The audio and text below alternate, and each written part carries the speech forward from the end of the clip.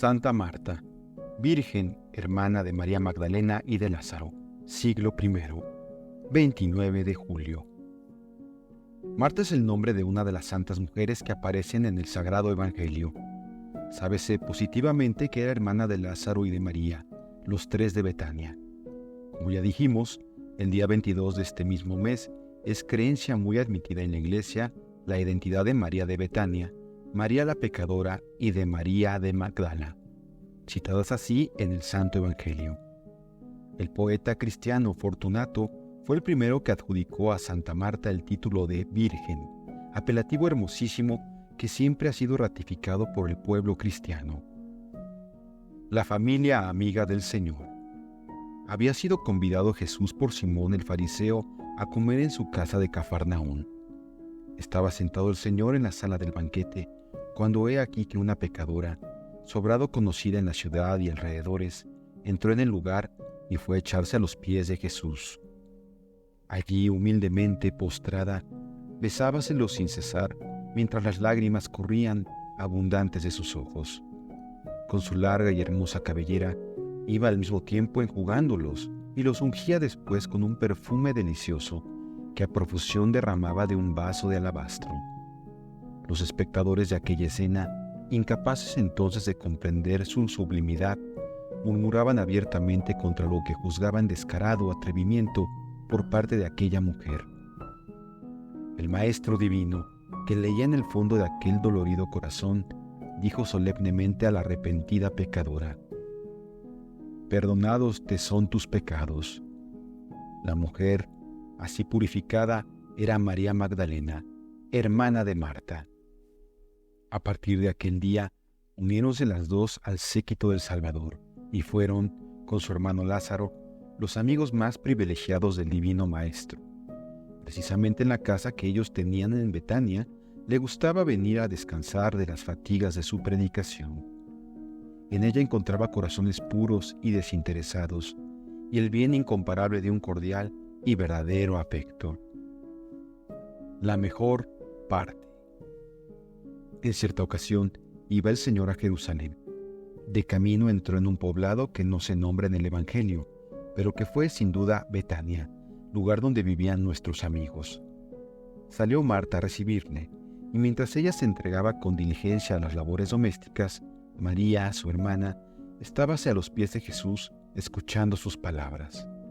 Marta, que no comprendió entonces el valor de aquella divina contemplación, juzgando que su hermana no llenaba los deberes de la hospitalidad y no usaba de caridad al descargar en ella todos los quehaceres de la casa, exclamó: «Señor, ¿no ves que mi hermana se desentiende de lo que yo hago? Dile que me ayude». María ni siquiera se defendió. Parecía confiar a Cristo la respuesta. «Marta, Marta», dijo entonces el Divino Maestro con dulzura y gravedad, «¿por qué te turbas y te inquietas así? Te preocupas demasiado. La verdad, una sola cosa es necesaria. María ha escogido la mejor parte y no le será quitada». Un autor glosa de este modo la respuesta de Jesús. El Señor vitupera lo que pudiera haber de excesivo en la actividad de Marta, y ello porque ese exceso impide ocuparse en lo principal, que es el cuidado de la vida espiritual. María escogió la mejor suerte, la verdadera mejor suerte. La que Marta tomó para sí carece de esa bondad primaria. Nuestro Señor no quiere, pues, que María se vea obligada a abandonar lo necesario y a la vez excelente, por lo que tan solo es bueno y útil. Resurrección de Lázaro. Forzado a salir de Jerusalén y amenazado de muerte por los judíos, hubo de volver Jesús a Galilea. Lázaro enfermó por entonces y sus dos hermanas enviaron enseguida este recado al Salvador: «Señor, el que amas está enfermo». Pero sea por poner más a prueba la fe de Marta y de María, sea por acrecentar la fe de sus discípulos con el mayor brillo del milagro que preparaba, Jesús no se dio prisa alguna en corresponder al fraternal ruego, y cuando llegó a Betania, hacía 4 días que Lázaro había muerto. Para unirse al duelo de las dos hermanas habían acudido a Betania muchos judíos. Apenas conoció Marta la llegada de Jesús, corrió a su encuentro y exclamó al verle: «Señor, si hubieras estado aquí, no habría muerto mi hermano, pero ya sé que todo lo que le pidas a Dios te lo concederá. Tu hermano resucitará, aseguró Jesús. Marta, empero, abstraída en su dolor, solo acertó a contestar: Sí, Señor, ya sé que resucitará en el día postrero. Yo soy la resurrección y la vida, replicó Jesús. El que cree en mí, aun cuando haya muerto, vivirá, y el que vive y cree en mí, no morirá para siempre. ¿Crees esto? Marta, entonces, iluminada por el cielo, añadió al punto: Sí, Señor, creo que eres el Cristo, el Hijo de Dios vivo, que has venido al mundo. Después de tan hermosísima confesión, corrió Marta hacia su hermana y díjole al oído: El Maestro está ahí y te llama. Al oírlo, María levantóse precipitadamente y corrió a echarse a los pies de Cristo, que se mantenía a cierta distancia del bullicio, en el sitio mismo en que Marta le había encontrado.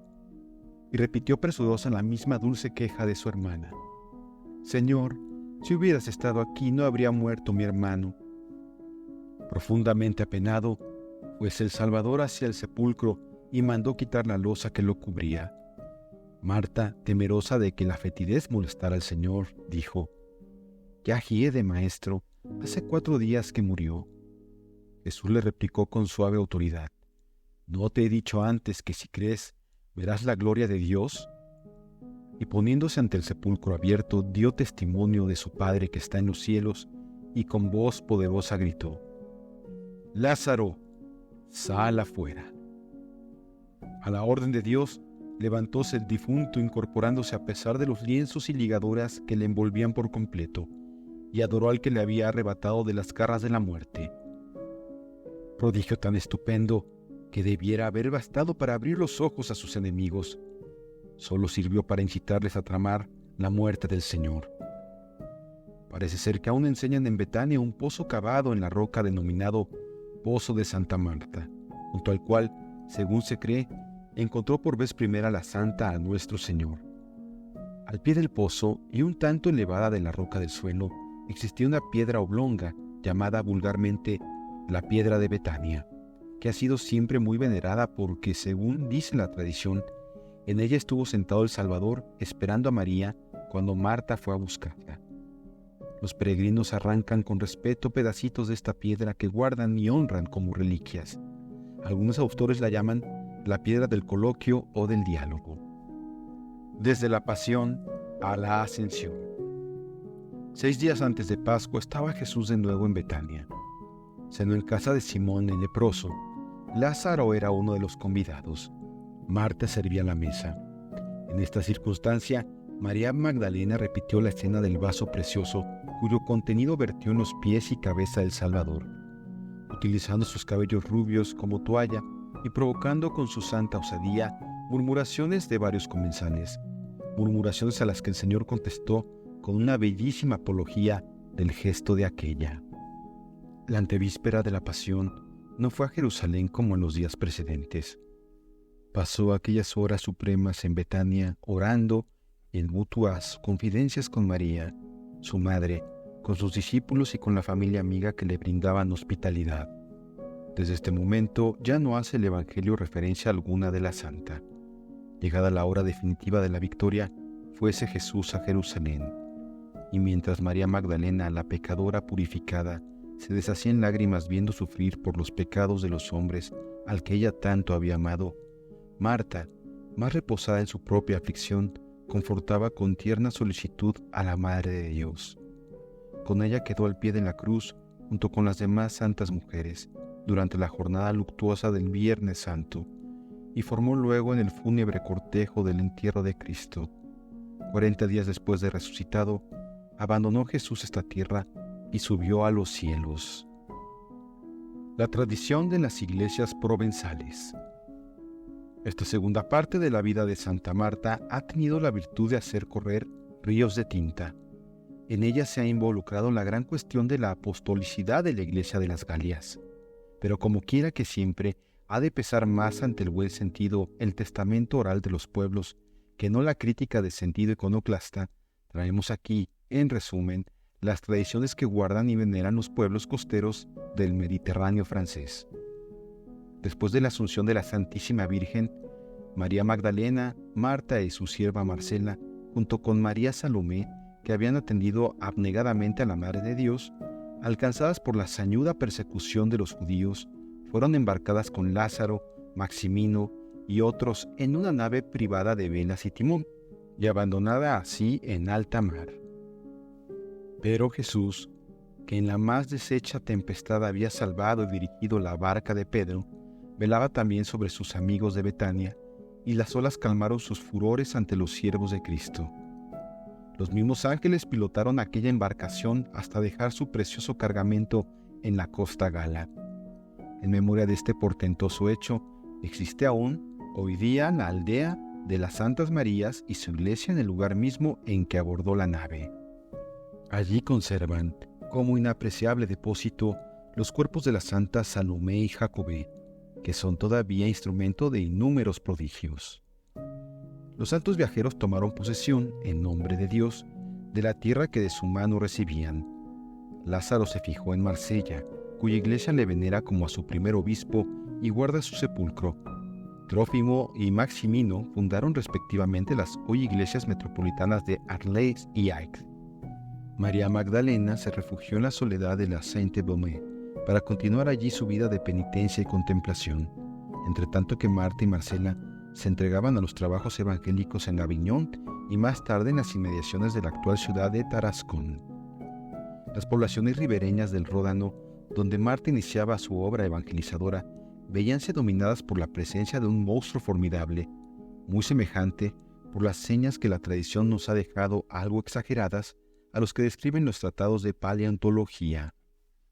Un día en que Marta dirigía la palabra a los habitantes de Tarascón, no lejos de donde tenía su guarida la tremenda bestia, hízole saber la muchedumbre que si lograba dar muerte al dragón, abrazarían la nueva fe. «Si estáis dispuestos a creer», replicó la Virgen, «no será difícil conseguirlo, porque todo es hacedero para el alma creyente». Y avanzó tranquila y sonriente hacia el temible antro, seguida a muy respetable distancia por la gente, que apenas se atrevía a creer posible aquella gallarda actitud con que Marta se acercaba al peligro. Tan solo el signo de la cruz empleó la intrépida mujer contra el enemigo del pueblo, el feroz animal baja entonces la inmensa cabeza, y Marta sujétalo con su ceñidor y lo lleva como trofeo de victoria a la multitud. Todos temen que sea aquello una añagaza del monstruo, y el espanto crece a medida que lo ven acercarse.